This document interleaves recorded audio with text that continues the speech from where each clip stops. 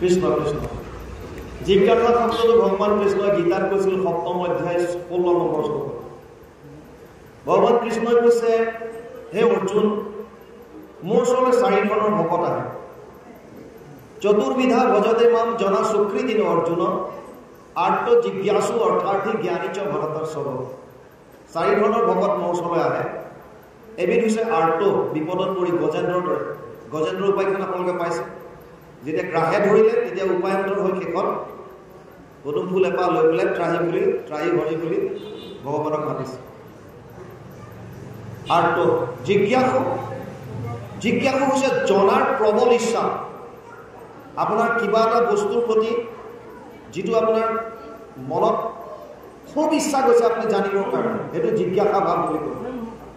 যেনে ধৰক আপুনি মনুষ্য হ'ল, ঠিক আছে, কেতিয়াবা আপোনাৰ ভাৱ আহিছে যে মই এই জন্মৰ আগতটো কি আছিল, মই আচলতে শৰীৰ নে আত্মা, মই এইটো জন্মত কি কৰা উচিত, মোৰ ইয়াৰ পিছত মোৰ শৰীৰটো শেষ হোৱাৰ পাছত মই টোটেলি শেষ হৈ যাম নে নাই, মোৰ কিবা অস্তিত্ব থাকিব, মই গ'লে যাম। এই গোটেই বস্তুবিলাক জনাৰ যি প্ৰবল হেঁপাহ, এইটোক জিজ্ঞাসা বুলি গীতাত কৈছে। কৃষ্ণ বৰ সুন্দৰ সুন্দৰ সুন্দৰ। চাওক, সেই এক নামটোৱে হৈছে সত্য, যিটোৱে কেৱল কৃষ্ণক বুজাইছে। কৃষ্ণৰে বহুত নাম আছে। একম সৎ বিপ্ৰ বহুধা বদন্তি। ভাগৱতত বৰ সুন্দৰভাৱে দিছে, ১, ২, ১১ নম্বৰ পদত দিছে, বদন্তি তত্ত্ববিদম তত্ত্বম য়ৎ জ্ঞানম অদ্বৈতম ব্ৰহ্মেতি পৰমাত্মেতি ভগৱানেতি শব্দয়ে। ১, ২, ১১।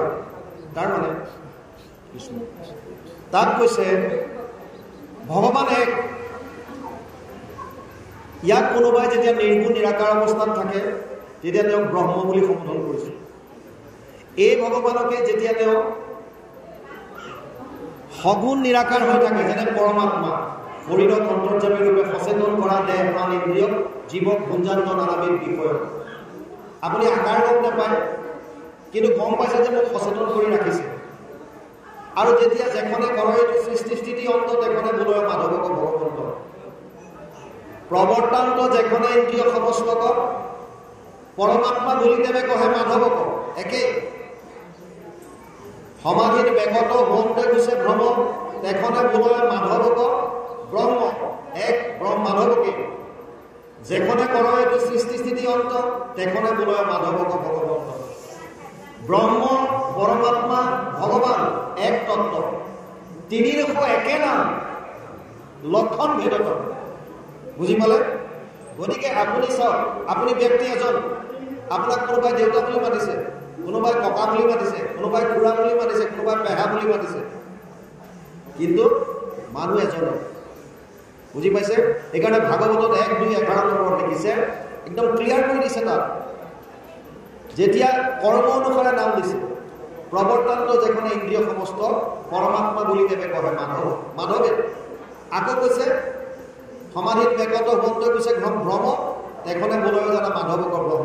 একেই, যেখনে কৰে এইটো সৃষ্টি স্থিতি অন্ত তেখনে বোলয় মাধৱক ভগৱন্ত। মানে ব্ৰহ্ম পৰমাত্মা ভগৱান এক তত্ত্ব, ৩ এক নাম, লক্ষণ ভেদত। যি কি নহওক, আমি আকৌ পদলৈ আপুনি কৈছে স্বধৰ্মৰ কথা। বৰ সুন্দৰ প্ৰশ্ন কৰিছে। বাট কিমান যাইলে কথা নাই নহয় ন, কথাখিনি বুজি যাওঁ, আমিও ভাল পাওঁ। ২-এজন ভাল এনেকৈ প্ৰশ্ন কৰি গ'লে থাকি খালি এটা কথা চিন্তা কৰি যাব, যে এজন ফৌজি মানুহ ইমান নাজানে, টান টান প্ৰশ্ন কৰিলে উঠি দূৰ মাৰিব। চাওক, প্ৰশ্নকৰ্তা ৫ বিধ আছে। এবিধ প্ৰশ্ন কৰে অতি দুখত। মানুহ এজন মৰি গ'ল, ডেড বডি পৰি আছে, ওপৰত ভুকুৱাই কান্দি আছে, তই মোক কিয় এৰি গ'লি, তই এতিয়া মই কি কৰিম ক। তাৰমানে ভাবিছে নেকি যে উঠি পেলাই মৰা ফটোৱে উত্তৰ দিব যে মোৰ সময় হ'ল, মই গ'লোঁ, তই এতিয়া তোৰ মতে কাম কৰ। এইবিলাক ভবা নাই, উত্তৰ বিচৰা নাই, কিন্তু দুখ প্ৰকাশ, মানে ভুকুৱাই কান্দিছে। এইটো দুখত প্ৰশ্ন কৰে। এবিধ আছে ক্ৰোধত কৰে। ক্ৰোধত তই মোক কি কৰিব পাৰিবি, তাৰমানে এইটো শুনিব বিচৰা নাই যে তোক মই একে গোচাত এটাইকেইটা দাঁত ভৰাই দিম, এইটো বিচৰা নাই, কিন্তু ক্ৰোধৰ ভমকত কৈছে। বুজি পাইছেনে? তৃতীয়টো হৈছে নিজৰ প্ৰেজেঞ্চ দিব বিচাৰে সমাজত। কি জানে কি নাই, লিক আছে নাই, এইবিলাক কথা নাই। তেওঁ নিজৰ প্ৰেজেঞ্চ এটা দিয়ে। তাৰমানে ময়ো আছো ইয়াত। স্বামী বিবেকানন্দক এজনে কৈছিল, কবিৰ দাসে কিয় দাড়ি ৰাখে? ৰাখিছিল কিয়? কবিৰ দাসে দাড়ি কিয় ৰাখিছিল? এইটো প্ৰশ্নৰ কি কথা আছে? আৰু স্বামী বিবেকানন্দই কৈছিল কবিৰ দাসে এইকাৰণেই দাড়ি ৰাখিছিল। যদি নাৰাখিলেহেঁতেন তেতিয়া আজি আপুনি প্ৰশ্ন কৰিলেহেঁতেন যে কবিৰ দাসে কিয় দাড়ি ৰখা নাছিল। যেনে প্ৰশ্ন তেনে উত্তৰ। তাৰমানে সেইটো প্ৰেজেঞ্চ দিছে, জাষ্ট এটা প্ৰেজেঞ্চ। এবিধ আছে যোনে ভাবে যে এওঁক অকণমান ডাউট কৰিম, সেইকাৰণে তেওঁ বেলেগ বেলেগ প্ৰশ্ন আনে। আৰু এবিধ আছে আপোনাৰ দৰে, যিটো প্ৰশ্ন কৰে তাৰ পৰা যিমান শ্ৰোতা আছে সকলোৰে লাভ হ'ব। প্ৰশ্নৰ ওপৰত ভিত্তি কৰি ভাগৱত হৈছে, প্ৰশ্নৰ ওপৰত ভিত্তি কৰি গীতা হৈছে। আমাৰ যিমান শাস্ত্ৰ আছে চব প্ৰশ্ন উত্তৰৰ মাজতে চলিছে। আমি প্ৰথমে কৈছিলোঁ, প্ৰশ্ন কৰিছিলোঁ, শুকক সুদমুনিক প্ৰশ্ন কৰিছিল, তন্ত্ৰ তন্ত্ৰ অঞ্জসা আয়ুষ্মান ভৱতা যোগ বিনিশ্চিতম পুংসাম একান্ত তশ্ৰেয় তদ না সঞ্চিত মনসি। কলিযুগৰ মানুহৰ কাৰণে কল্যাণকাৰক কি কৰ্ম আমাক কোৱা। যে আপুনি কৈছে স্বধৰ্ম, স্বটোক আপুনি কি বুজে? প্ৰথম কথা সেইটো, স্ব মানে কি বুজে? এতিয়া আমি জেনেৰেলি স্বাৰ্থপৰ বুলি ক'লে কি বুজো? স্বাৰ্থপৰ বুলি ক'লে আমি বেয়া শব্দ বুলি ভাবো নে ভাল বুলি ভাবো? বেয়া বুলি ভাবো। স্বাৰ্থপৰ মানে আমি বেয়া বুলি ভাবো। কিন্তু মই যদি আপোনালোকক প্ৰমাণ কৰি দিওঁ যে স্বাৰ্থপৰ মানে ভাল, প্ৰথম কথা হৈছে আপুনি স্ব মানে কি বুজিছে? স্বটোৱে দুটা কথা বুজাইছে ইয়াত। অকণমান মনোযোগে শুনিব, গ্ৰাম্য কথা বাদ দিব। এতিয়া অকণমান আধ্যাত্মিকত সোমাব। মই বুলি কোৱাৰ লগে লগে ইয়াত দুটা বস্তু আছে। এটা হ'ল যিটো আপুনি মই দেখা পাইছোঁ, এইটো শৰীৰ, পঞ্চভূতি শৰীৰ। ই সম্পূৰ্ণৰূপে মায়াৰ দ্বাৰা সৃষ্ট। ভগৱানৰ তিনিটা মূল তত্ত্ব আছে, তিনিটা পৃথিৱীত। এটা হৈছে ভগৱান তত্ত্ব, এটা তেওঁৰ শক্তি মায়া, আৰু এটা তেওঁৰ আন এটা শক্তি হৈছে জীৱ। চিত শক্তি ব্ৰহ্ম, মায়া শক্তি যিটো মায়া, আৰু জীৱ শক্তি আমিবিলাক। মায়াৰ তিনিটা গুণ আছে, সত্যম ৰজস্তময়তি গুণ প্ৰকৃতি সম্ভৱা। ৪ৰ্থ অধ্যায় ৫ নম্বৰ শ্লোক গীতা। মায়াৰ তিনিটা গুণ আছে, সত্যগুণ, ৰজগুণ আৰু তমগুণ। এই তিনিটা গুণৰ পৰা সৃষ্টি কাৰ্য আগবাঢ়িছে। তিনিটা গুণ ক্ষুভিত হৈ মহত্তত্ব, তাৰ পৰা অহংকাৰ, তাৰপিছত 5 ভূত, 5 তন্মাত্ৰা, 5 জ্ঞানেন্দ্ৰিয়, 5 কৰ্মেন্দ্ৰিয় আৰু অন্তঃকৰণৰ 4টা বস্তু, মন, বুদ্ধি, চিত, অহংকাৰ। আমি যিটো কওঁ 24 তত্ত্বৰ দ্বাৰা শৰীৰটো হৈছে।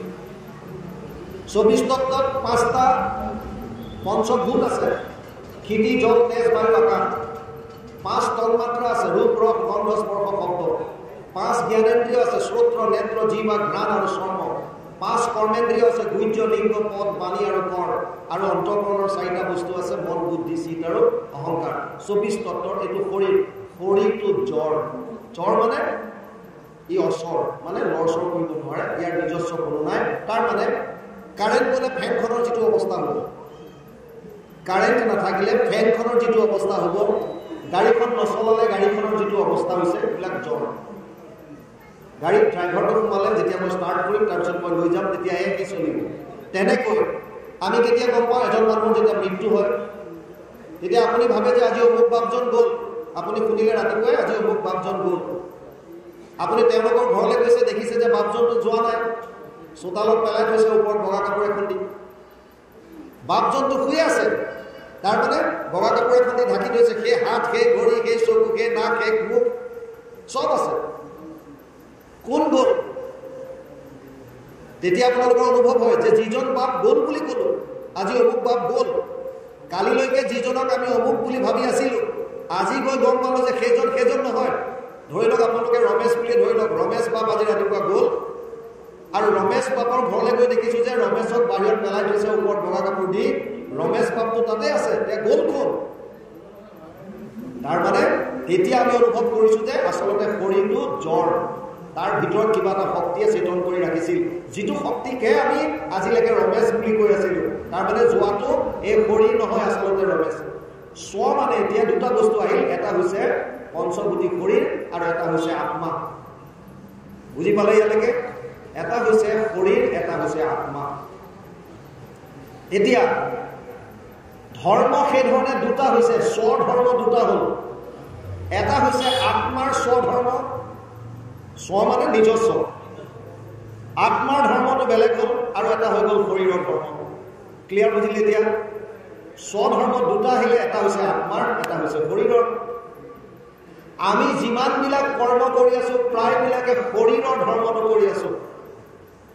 শৰীৰৰ ধৰ্ম। শৰীৰৰ ধৰ্ম কোনবিলাক? এই শৰীৰটো আমি যাৰ পৰা পালোঁ, মোৰ মা দেউতাৰ, গতিকে মোৰ মা দেউতাৰ প্ৰতি মোৰ কৰ্তব্য। মোৰ সমাজখনে মোৰ শৰীৰটোৰ কাৰণে বহুত কিবা কৰিছে, সমাজৰ প্ৰতি মোৰ কৰ্তব্য, দেশৰ প্ৰতি মোৰ কৰ্তব্য। মই চাকৰি কৰিছোঁ, মোৰ কৰ্ম জীৱনৰ প্ৰতি মোৰ কৰ্তব্য, ল'ৰা ছোৱালীৰ প্ৰতি। মানে শৰীৰৰ লগত সম্বন্ধ যিমানলৈকে আছে, এইবিলাকৰ অৰ্থে কৰাবিলাক স্বাৰ্থ বুলি কৈছে। বুজি পাইছে? এই স্বাৰ্থটো হৈছে বেয়া। কোনটো বেয়া? শৰীৰৰ অৰ্থে যিবিলাকক আপুনি আপোন বুলি ভাবি কৰ্ম কৰিছে, এইটো স্বাৰ্থ বেয়া। কিন্তু তাৰ বিপৰীতে যদি স্ব মানে আপুনি আত্মাক বুজে, আত্মাৰ অৰ্থে কৰা কাম কোনবিলাক? আত্মাইতো কৈছে সমস্ত ভূতত ব্যাপী আছো মই হৰি, সবাকো মানিবা তুমি বিষ্ণু বুদ্ধি কৰি। তেতিয়াহ'লে আত্মাৰ অৰ্থে যিটো ধৰ্ম, আত্মাইতো সমস্ততে আত্মা, একে আত্মা বুলি কৈছে। যেনেকৈ আৰু উদাহৰণ, কেতিয়াবা আপোনালোকে জিভা কামোৰ খাই নাই? দাঁতে কামোৰ মাৰি দিয়ে যে তেজ ওলায়, নিশ্চয় দাঁতকেইটা ভাঙি দিয়ে গুচা মাৰি, কিয় তেজ উলিয়ালি বুলি। ভাঙেনে নাই? নেভাগে। কিয় নাভাগে? কাৰণ গম পাই যে মোৰ নিজৰে দাঁত, মোৰ নিজৰে জিভা। এই বস্তুটো যদি অকণমান বহলাই দিয়ে, এই যে আপোন বুলি আপুনি ভাবিলে শৰীৰটোত, দাঁতো মোৰ জিভাও মোৰ, গতিকে দাঁতটোৱে যদি দুখ দিছে জিভাক, যিহেতু দাঁতো মোৰ আৰু জিভাও মোৰ, গতিকে মই দাঁতকেইটা নেভাগো, তাক শাস্তি দিয়াৰ মনোভাৱ মোৰ নাহে। কিয়? মই মোৰ বুলি ভাবিছোঁ দুইটা। এই ভাৱটো যদি আপুনি সমস্ত প্ৰাণীৰে লৈ যায় যে আমি চব আত্মা, চব আমি একে, তেতিয়া আপোনাৰ বেলেগক কোনোবাই কিবা কৰিলে তেওঁক শাস্তি দিবলৈ মন যাব নেকি? নাযায়। তেতিয়া মোৰে চব আমি একে। বস্তুটো বুজি পাইছে? গতিকে এই আত্মাৰ অৰ্থে যদি আপুনি কাম কৰিছে, সেইটো যদি স্বাৰ্থে কাম কৰিছে, সেইটো স্বাৰ্থপৰটো হ'ব লাগে। সেইটো স্বাৰ্থপৰটো আপুনি হ'ব লাগে, কাৰণ আপুনি আত্মাৰ অৰ্থে কাম কৰিছে, দহৰ কল্যাণৰ অৰ্থে কাম কৰিছে। কিন্তু যিটো শৰীৰৰ অৰ্থে যদি কৰিছে, সেইটো স্বাৰ্থপৰটো বেয়া। এতিয়া আমি জেনেৰেলি, ইন জেনেৰেল আমি শৰীৰটোকে মই বুলি ভাবোঁ, আৰু সেইকাৰণে শৰীৰৰ লগত সম্পৰ্ক থকা মানুহবিলাকক মোৰ বুলি ভাবোঁ। এজন মানুহ হোটেলত চাহ খাব গৈছে আৰু বাহিৰত বেঞ্চ এখনত বহিছে, চাহ দিছে তাক। চাহকাপ মুখত লোৱাৰ লগে লগে এটা ল'ৰা দৌৰি আহিছে, খুৰা খুৰা, ওচৰত বাছ এখন এক্সিডেণ্ট হ'ল, বহুত মানুহ মৰিছে। সি চাহকাপ ঢোক মাৰি পেলাই দোকানটোত কৈছে মিঠা কম হৈছে, 1 চামুচ চেনি লৈ। কথাবিলাক বুজি যাব। ল'ৰাটোৱে কৈছে ভতিজাকে আহি, খুৰা ওচৰত বাছ এখন এক্সিডেণ্ট হ'ল, বহুত মানুহ মৰিছে, আৰু ই কৈছে যে চাহত মিঠা কম হৈছে, 1 চামুচ চেনি 1 চামুচ লৈ আহ। ভতিজাকে কৈছে খুৰা বুজি পোৱা নাই কিয়? আমাৰ অনুভৱো তাত আছিলে, লগে লগে গিলাচ পেলাই দৌৰিলে। কিয়? তাৰমানে বাকীখিনি মানুহ পৰতে তেওঁৰ গাত লগা নাই। কিয়? মোৰ নহয়, আপোন নহয়, শৰীৰৰ লগত সেইবিলাকৰ সম্পৰ্ক নাই। বুজি পালে? সেইটো স্বাৰ্থপৰ। শৰীৰৰ লগত সেইবিলাকৰ সম্বন্ধ নাই কাৰণে তেওঁলোকৰ যি হৈছে হৈ থাক, মোৰ একো হোৱা নাই, মোৰ অমহী মমহীৰ একো হোৱা নাই। কিন্তু যেতিয়া মোৰ শৰীৰৰ লগত সম্পৰ্ক থকা কাৰোবাৰ কিবা হ'ল, তেতিয়া মোৰ চাহত চেনি হওক কিবা হওক গিলাচে পেলাই দিলোঁ। কিয়? মোৰ আপোনাক লাগিব। ধৃতৰাষ্ট্ৰ সেইকাৰণে হাৰিবলগীয়া হ'ল, প্ৰাণ 100টা পুত্ৰ হেৰুৱাবলগীয়া হ'ল। ধৰ্মক্ষেত্ৰে কুৰুক্ষেত্ৰে সমবেত যুদ্ধোৎসৱ মা নকা পাণ্ডৱ চৈব কিম অপূৰ্বত সঞ্জয়। প্ৰথম শ্লোক গীতাৰ 1st অধ্যায়। ধৰ্মক্ষেত্ৰ কুৰুক্ষেত্ৰত সমবেত হোৱা মোৰ আৰু পাণ্ডৱৰ সেনাসকলে কি কৰিছে কোৱা সঞ্জয়। তাৰমানে প্ৰথমতে মোৰ আৰু সিহঁতৰ কৰি দিলে, আপোন পৰ ভেদ কৰি দিলে। এই যে ভেদ কৰি দিলে, জেনেৰেলি আপোনালোকে যদি চাই বহুত তত্ত্বৰ কথা থাকে। কৌৰৱ বুলি ক'লে পাণ্ডৱখিনি কৌৰৱ হয়নে নহয়? কৌৰৱ শব্দটো ক'ৰ পৰা আহিছে? কুৰুৰ পৰা। কুৰু তেওঁলোকৰ পূৰ্বজ। কুৰু নামত কৌৰৱ হৈছে। যদি কুৰুজন যদি কৌৰৱৰ দুৰ্যোধনৰ যদি আদি হয়, আদি পুৰুষ হয়, তেতিয়াহ'লে পাণ্ডৱৰ হ'বনে নাই? তেতিয়াহ'লে কৌৰৱ পাণ্ডৱ হয়নে নহয়? তাৰমানে পাণ্ডৱ যিটো আছে যুধিষ্ঠিৰ ইত্যাদি কৰি তেওঁলোকো কৌৰৱ হ'বনে নাই? কিন্তু ভাগ কৰি দিলে যে তোমালোক পাণ্ডুৰ পিতেক কাৰণে তোমালোক পাণ্ডৱ আৰু আমিহে কৌৰৱ। মই তই কৰি পেলালে। এই যে আপোন পৰ, এইটোৰ কাৰণে ধৃতৰাষ্ট্ৰ 100টা পুত্ৰ হেৰুৱাবলগীয়া হ'ল। বুজি পালে? এতিয়া স্বধৰ্ম যিটো কৈছে, এইবাৰ আপোনালোকে যদি শ্ৰীমন্ত শংকৰদেৱ সংঘৰ পৰা এইবাৰ এখন গ্ৰন্থ ওলাইছে, স্মৃতি গ্ৰন্থ ভক্তি সিন্ধু। তাত আমি এটা দিছিলোঁ গীতাৰ 1 সৰল আধ্যাত্মিক তত্ত্ব বিচাৰ। কেতিয়াবা পালে ক'ৰবাত বিচাৰোঁ। আমি লিখিছোঁ যে ধৰ্ম 2 ধৰণৰ, এটা শৰীৰৰ ধৰ্ম, এটা আত্মাৰ ধৰ্ম। শৰীৰৰ ধৰ্ম যিবিলাক আপোনাৰ পিতৃ মাতৃৰ কাৰণে, আপোনাৰ সমাজৰ কাৰণে, দেশৰ কাৰণে, এইবিলাক হৈছে শৰীৰৰ ধৰ্ম। এইবিলাক কৰাটো আমাৰ কৰ্তব্য, ঠিক আছে। কিন্তু আত্মাৰ যিটো ধৰ্ম, আত্মাৰ ধৰ্ম হৈছে চাৰেণ্ডাৰ, শৰণ, কৃষ্ণত শৰণ।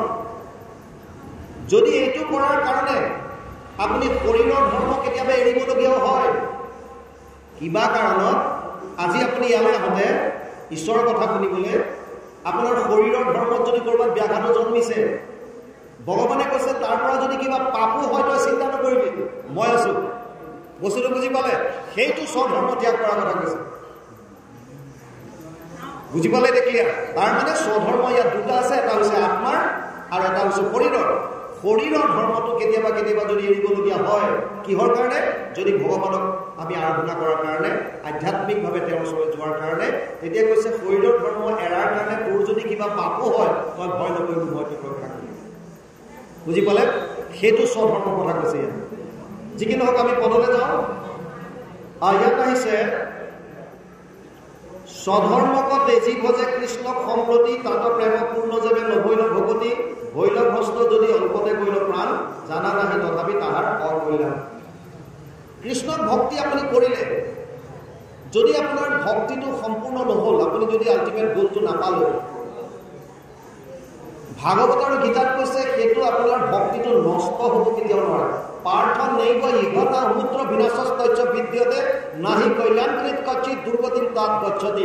6ষ্ঠ অধ্যায় 40 নম্বৰ শ্লোক গীতা। হে অৰ্জুন, তই যদি ভক্তি কৰ, ভক্তিত যদি তোৰ কিবা কাৰণত তই একেবাৰে লক্ষ্যত উপনীত হ'ব নোৱাৰিলি, তাৰ আগতে তোৰ প্ৰাণ গ'ল, তথাপিও চিন্তা নকৰিবি। তই পিছত যিটো জন্ম পাবি, এই জন্মত যলৈকে তই আগবাঢ়িলি তাৰ পৰা আৰম্ভ কৰিলে হ'ব।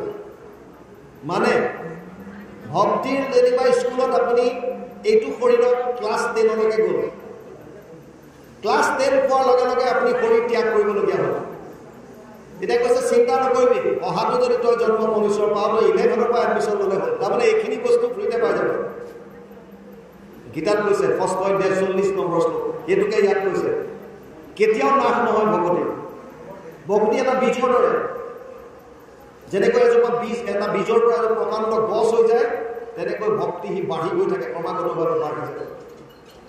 ইয়াত কৈছে তাৰপিছত ঊৰ্ধ্ববাহু কৰি হেৰা কৰোঁ অংগীকাৰ, অধম জাতিটো যদি জন্ম কৰিল তাৰ, জ্ঞানীটো কৰ্মীটো কৰি তথাপি অধিক, দেৱৰো বন্দিনী যিটো ভকতি ৰখি। অংগীকাৰ কৰি কৈছে নাৰদে ব্যাপক, মই তোমাক প্ৰতিজ্ঞা কৰি কৈছোঁ, যদি সি অধম জাতিটো জন্ম হ'ল, জাতি বুলি কওঁতে আজিকালি আমি জন্মগতভাৱে জাতিৰ ভাগ কৰিলোঁ। আচলতে এনেকুৱা নাছিল। ব্ৰাহ্মণ ক্ষত্ৰিয় বিষম শূদ্ৰানাম চ পৰম তপ, কৰ্মাণি প্ৰবিভক্তানি স্বভাৱ প্ৰভাৱেৰ গুণে। 8ষ্ঠ অধ্যায় 41 নম্বৰ শ্লোক গীতা। অৰ্জুনক কৈছে, হে অৰ্জুন, কৰ্মৰ ওপৰত ডিপেণ্ড কৰি, ভিত্তি কৰি মই জাতি গঠন কৰিছিলোঁ। ব্ৰাহ্মণ মানে একেবাৰে সহজকে ভোগক ব্ৰাহ্মণ সেইজন যিজনে নিজে জ্ঞান অৰ্জন কৰে আৰু আমাক জ্ঞান দিয়ে। 3টা জাতি, সম ধম তপ শৌচম শান্তিৰ আৰ্যৱমেব চ জ্ঞান বিজ্ঞান স্নিগ্ধম ব্ৰহ্ম কৰ্ম স্বভাৱজম। 8ষ্ঠ অধ্যায় 42 নম্বৰ শ্লোক গীতা। তেওঁলোকৰ মনৰ ওপৰত কণ্ট্ৰল হ'ব, শ্ৰম ইন্দ্ৰিয়ৰ ওপৰত দমন হ'ব, দম শ্ৰম দম, তপ শৌচম কায় মনোবাক্যৰ তপ থাকিব, সুচিতা থাকিব, পবিত্ৰতা। পবিত্ৰতা মানে 2 ধৰণৰ, শৌচাংশ দ্বিবিধম প্ৰোক্তম বাহ্যম আভ্যন্তৰম তথা মৃজলাভ্যম স্মৃতম বাহ্যম ভাৱশুদ্ধি তথান্তৰম। 2 ধৰণৰ পবিত্ৰতা আছে। এটা বাহ্যিক, যিটো আমি বাহিৰত খুব ধুনীয়াকৈ গা চা ধুই কাপোৰ কানি টিপটপ পিন্ধি বাহ্যিক যিটো দেখোঁ, সেইটো হৈছে বাহ্যিক সুচিতা। এইটো বৰ ডাঙৰ কথা নহয়। ইয়াতকৈ আচল হৈছে যিটো ভিতৰৰ ভাৱৰ শুদ্ধতা, সেইটোহে আচল। ভাৱত কি চলি আছে? আপুনি বাহিৰততো বিৰাট এজন ভকত দেখুৱাইছে, ভিতৰি যদি ভাবি আছে ইয়াৰ তামোল ৰাতি কেতিয়া পাৰিব পাৰোঁ, তেতিয়া তাৰ পৰা কি লাভ হ'ব? এই মানুহটো নাথাকিলে বাৰীত উঠিম আৰু তামোল গছ তামোলকেইটা পাৰি লৈ আহিম, তেতিয়া তাৰ পৰা লাভ নাই। ভাৱত কি চলি আছে? ভাৱ শুদ্ধ কৰিব দিছে বাৰে বাৰে, ভাৱ শুদ্ধি। আৰু ভাৱ শুদ্ধিৰ কাৰণে কেৱল ভাগৱত এতদস্মাৎ পৰম কিঞ্চিত মনশুদ্ধেন বিদ্যতে। গতিকে এইকেইটা কোৱালিটি যাৰ আছে তেওঁ ব্ৰাহ্মণ বুলি কৈছে।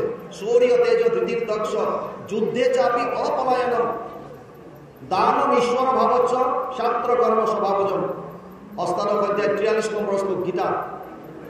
যিজন শৌৰ্য বীৰ বল আছে, যাৰ তেজ আছে, শৌৰ্য তেজ ধৃতি, যাৰ অলপ অলপ সি ধাৰণ কৰি থাকিব পৰা, ধৈৰ্য ধৰিব পৰা ক্ষমতা, দক্ষ যিজন, যুদ্ধত যিজন পলায়ন নকৰে, যিজনে সময় তিনিওটা জাতিক পালন কৰিব পৰা ক্ষমতা ৰাখে, বিপদৰ পৰা উদ্ধাৰ কৰিব পৰা, ৰক্ষণাবেক্ষণ দিব পৰা যাৰ ক্ষমতা আছে, এইজনক ক্ষত্ৰিয় বুলি কৈছে। আৰু বৈশ্যকাক কৈছে কৃষি গৌৰাজ্য বাণিজ্য। কৃষি, গৌৰক্ষ আৰু বাণিজ্য এই তিনিটাজনে কৰে বৈশ্য কৰ্ম স্বভাৱজন, তেওঁলোকক বৈশ্য বুলি কৈছে। পৰিচাৰ্যাত্মকম কৰ্মম শূদ্ৰ স্বামী স্বভাৱজন, যোনে সেৱা কৰে তিনিওটা জাতিক তেওঁলোকক শূদ্ৰ বুলি কৈছে। এতিয়া আমাৰ জন্মগত কৰি দিলে, যদি কোনোবা ব্ৰাহ্মণ কুলত জন্ম হৈছে তেওঁক আমি ব্ৰাহ্মণ বুলি ক'লো, কোনোবা কেৱলৰ তাত জন্ম হ'ল তেওঁক কেৱল বুলি ক'লো, কোনোবা মহন্তৰ ঘৰত জন্ম হৈছে মহন্ত বুলি ক'লো। জন্মগতভাৱে কৰিব, লাগিলে মহন্তৰ গুণ থাকক বা নাথাকক, ব্ৰাহ্মণৰ গুণ থাকক বা নাথাকক, বুজি পালে? সেইকাৰণে তথাপি ইয়াত লিখিছে যদি কোনোবা অধম জাতিটো যদি জন্ম হৈছে, তথাপিও অধম জাতিটো যদি জন্ম কৰিলে তাৰ ঊৰ্ধ্ববাহু কৰি হেৰা কৰ অংগীকাৰ, অধম জাতিটো যদি জন্ম কৰিলে তাৰ জ্ঞানীটো কৰ্মীটো কৰি তথাপি অধিক দেৱৰো বন্ধনী, যিটো ভকতি ৰসী, যিজন ভকতি ৰসী, ভকতি ৰস পান কৰি যিজনে ভাল পায়। ভকতি মানে কৃষ্ণৰ প্ৰেমমূলক কথাবিলাক শুনি কৃষ্ণৰ প্ৰতি প্ৰেম কৰা, এই কথাখিনি যাৰ আছে সেইজন যদি অধম জাতিটো যদি জন্ম হৈছে তেওঁ জ্ঞানী আৰু কৰ্মীতকৈ শ্ৰেষ্ঠ বুলি কৈছে। তাৰপাছত কৈছে হেন জানি মহাবুদ্ধিমন্ত যিটো জন ভকতিৰ অৰ্থে মাত্ৰ কৰ্ম যতন, কালে কৰ্মে মিলাই বেক বিষয়ৰ সুখ উপদেশী লভ কৃষ্ণ সন্মুখ। হেন জানি মহাবুদ্ধিমন্ত যিটো জন ভকতিৰ অৰ্থে মাত্ৰ কৰক যতন। আচ্ছা, আপোনালোকে এটা কথা কওক, এই যে ভক্তি কৰিবলৈ কৈছে বা আমি পূজা পাতল কৰোঁ, ক'ৰবাত মঠ মন্দিৰত যাওঁ, কিয় যাওঁ? কাৰণটো কি? কোনোবাই ক'ব পাৰিব নেকি? কি লাগে আমি জীৱনত বিচাৰোঁ কি? তাৰ কিহৰ কাৰণে কৰোঁ? এইবিলাক কি প্ৰয়োজন আছে ইয়াৰ? আমাক লাগে কি? আপোনালোকে যদি কোনোবাই প্ৰশ্ন কৰে যে আচলতে তোমাক লাগে কি কোৱা, হায়াৰ ছেকেণ্ডেৰী লেভেলৰ যদি এটা ল'ৰাক প্ৰশ্ন কৰোঁ যে মোবাইলটো কি লাগে, সি হয়তো ক'ব যে মই হায়াৰ ছেকেণ্ডেৰীত ভালকৈ পাছ কৰিব বিচাৰিছোঁ, ভাল মাৰ্কছ লৈ। কি হ'ব তেতিয়া? যে তেতিয়া মই ভাল এখন কলেজত এডমিশ্যন ল'ম, গ্ৰেজুৱেশ্যন ল'ম। আচ্ছা, গ্ৰেজুৱেশ্যন বাৰু হ'লেই, তই গ্ৰেজুৱেট হৈ গ'লি, ফাৰ্ষ্ট ক্লাছ পালি, কি কৰিবি তেতিয়া? তেতিয়া কি হ'ব? বোলে মই কোনোবা এখন এডমিশ্যন ল'ম ইউনিভাৰ্চিটিত, ইউনিভাৰ্চিটিত তই পাই গ'লি, ভালকৈ মাষ্টাৰ ডিগ্ৰী ল'লি, তাৰপিছত কি হ'ব? মাষ্টাৰ ডিগ্ৰী ল'লে তোৰ কি লাভ হ'ব? বোলে তেতিয়া মই PhD কৰিম, ডক্টৰেট হ'ম। আচ্ছা, তই ডক্টৰেট হ'লি, তেতিয়া তোৰ কি হ'ব? বোলে তেতিয়া মই চাকৰি পাম, চাকৰি পালে তোৰ কি হ'ব? লাভ কি? চাকৰি পালে দৰমহা পাম, দৰমহা পালে কেলে তোৰ দৰমহা কেলে? বোলে দৰমহা পালে মই মাটি বাৰী কিনিম, ঘৰ দুৱাৰ বনাম। আচ্ছা, ঘৰ দুৱাৰ বনাই কি কৰিবি? বোলে তাত মই বিয়া বাৰু পাতি থাকিম। আচ্ছা, বিয়া বাৰু পাতি থাকিবি, তেতিয়া কি হ'ব?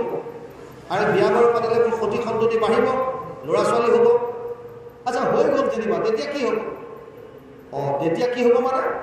যেতিয়া চব হ'ব, গাড়ী ঘোঁৰা থাকিব, একদম নিজৰ পৰিয়াল পৰিজন থাকিব, ঘৰ দুৱাৰ যেতিয়া হ'ব, তেতিয়া সুখে শান্তিৰে থাকিম। তাৰমানে আল্টিমেট গ'লটো হৈছে, লক্ষ্যটো হৈছে সুখ শান্তিত থকা। মানে আমাক চবকে আনন্দ লাগে, আনন্দ। সেইটো বস্তু বুজি যাওক।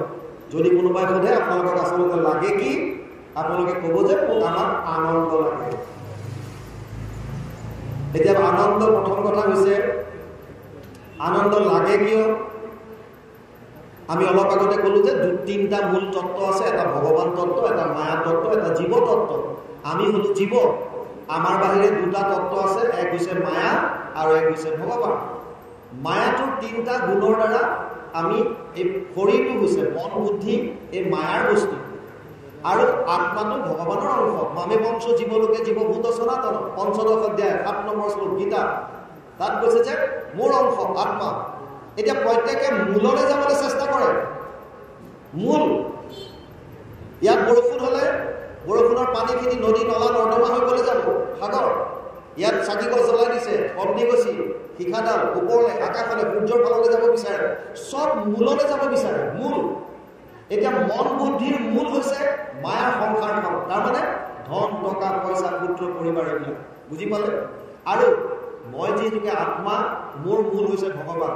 ভগৱানৰ ওচৰলৈ আত্মাটো যাব বিচাৰে। ভগৱান মানে কি? কৃষ্ণ। কৃষ্ণ মানে কোন? ৰসবৈশ্য তৈত্তৰীয় উপনিষদ, তাৰমানে এজন আনন্দ। কৃষ হেন শব্দ এইটো পৃথিৱী বাচক ভৈলান আনন্দত প্ৰৱৰ্তয়, দুইৰো এক পদ মিলি পৰম ব্ৰহ্মৰূপ কৃষ্ণ, নাম আনন্দক মাত্ৰ কয়। কৃষ্ণ মানে আনন্দ। গতিকে মোৰ আত্মাটোৱে সদায় পৰম আনন্দৰ ওচৰলৈ যাব বিচাৰে। সেইকাৰণে আমাক আনন্দৰ প্ৰয়োজন হয়। কিন্তু মন বুদ্ধি যিহেতুকে মায়াৰ বস্তু, গতিকে মনটোৱে ধন টকা পইচা পুত্ৰ পৰিবাৰতে আনন্দ আছে বুলি ভাবি আশা পাশা সতেৰ বদ্ধ কাম ক্ৰোধ পৰায়ণ ইহন্তে কাম ভোগাৰ্থম অন্যায় অৰ্থ সঞ্চয়ন, ৮ম অধ্যায় ১২ নম্বৰ শ্লোক গীতা। সেই অৰ্জুন, আশাৰ পাশত বন্দী হৈ মানুহে বিভিন্ন ধৰণৰ কৰাপশ্যনৰ দ্বাৰা অৰ্থ সংগ্ৰহত সঞ্চয় কৰা থাকে। মায়াৰ বস্তুবিলাকে আপোনাক কেতিয়াও আনন্দ দিব নোৱাৰে। মায়াৰ বস্তু খন্তেকীয়া। ব্ৰহ্ম ভুৱনলোক পুনৰৱৰ্তিন অৰ্জুন মামোপেত্যত কৌন্তে পুনৰ্জন্ম ন বিদ্যতে, ৮ম অধ্যায় ১৬ নম্বৰ শ্লোক গীতা। তাত কৈছে হে অৰ্জুন, ব্ৰহ্মলোক পৰ্যন্ত চব মায়াৰ অধীনত আছে, চবৰে পুনৰাবৃত্তি আছে, পুনৰবি জননম পুনৰবি মৰণম। কেৱল মোক যোনে পাইছে তাৰ পুনৰ্জন্ম নাই, ই বৈকুণ্ঠ লোকত যাব। গতিকে আল্টিমেটলি আমি যিটো আনন্দ বিচাৰিছোঁ, সেই আনন্দটো ভৌতিক সমাজত ভৌতিক জগতত আপুনি নাপায়। টকা পইচা ধন ধান যত যিমান আছে, একো বস্তুৱে আপোনাক আনন্দ দিব নোৱাৰে। কাৰণ এইবিলাক ক্ষণস্থায়ী। যদি আপুনি আনন্দ বিচাৰিছে, কেৱল কৃষ্ণত শৰণ লওক। কেৱল আৰু কেৱল কৃষ্ণই আপোনাক আনন্দ দিব পাৰিব। কাৰণ আপুনি মই য'ত বিচাৰিছোঁ আনন্দ, মই মোৰ পত্নীৰ মাজত আনন্দ বিচাৰিছোঁ, পত্নীয়ে উল্টাই মোৰ পৰা আনন্দ বিচাৰিছে। মই মোৰ ল'ৰাৰ পৰা আনন্দ বিচাৰিছোঁ, মোৰ ল'ৰাই হয়তো বেলেগত আনন্দ বিচাৰিছে। আপুনি য'ৰ পৰা আনন্দ বিচাৰিছে, তেওঁৰ নিজৰে আনন্দ নাই, আপোনাক আনন্দ ক'ৰ পৰা দিব? গতিকে এই যে ভৌতিক জগতত আমি যে সুখ বিচাৰি যে হাহাকাৰ কৰিছোঁ, এইবিলাক মোৰ জেচলমেৰত পষ্টিং আছিলে অলপ দিন, 95ৰ পৰা 2001 মৰুভূমি গোটেই। তাত মৰিচিকা দেখা পায়। আমি যিটো শব্দ শুনি থাকোঁ, মৰিচিকা মৃগতৃষ্ণা, এইবিলাক দূৰত পানী থকা নিচিনা যে লাগে, এইটো সত্য। যেতিয়া ৰ'দ ওলায় বিৰাট, তাত 52 ডিগ্ৰী চেলচিয়াছলৈকেতো আমি নিজে ৰেকৰ্ড কৰিছোঁ, 52 ডিগ্ৰী চেলচিয়াছ, ভয়ানক গৰম। তাত দূৰত আপুনি চালে এনেকুৱা লাগিব যে পানী আছে, যিমান গৈ থাকে সিমান আগবাঢ়ি গৈ থাকিব, মৃগতৃষ্ণা। ঠিক তেনেকুৱা সংসাৰৰ বস্তু আপোনাক কেতিয়াও সুখ দিব নোৱাৰে। তাৰ বিপৰীতে যদি ভগৱান কৃষ্ণত শৰণ লয়, যদি প্ৰভু ভগৱন্তৰ নাম গুণ যদি কৰে, তেতিয়া আপোনালোকে পৰম আনন্দ লাভ কৰিব পাৰিব। আৰু যিটো আনন্দ এই জন্মতে নালাগে, কোটি কোটি জন্মতো শেষ নহয়। প্ৰাৰ্থনেই ইহনা মূত্ৰ বিনাশস্তৰ্য বিদ্যতে, কেতিয়াও শেষ নহয়। সেইকাৰণে ইয়াত কৈছে হেন জানি মহাবুদ্ধিমন্ত যিটো জন ভকতিৰ অৰ্থে মাত্ৰ কৰম যতন, কেৱল ভক্তিৰ অৰ্থে কাম কৰা।